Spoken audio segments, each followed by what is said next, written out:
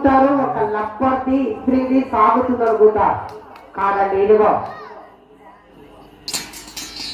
ఇనుప ఒక రాజన్న సమయానికి ఇద్దరు మనుషులు గురికి వచ్చి గొంతుగా పట్టుకుంటే తెప్పకు ప్రాణం పోతుంది. మరి ఇలాంటి ఆడి బిడ్డల కష్టం చూస్తారు. బిడ్డ చెప్తున్నా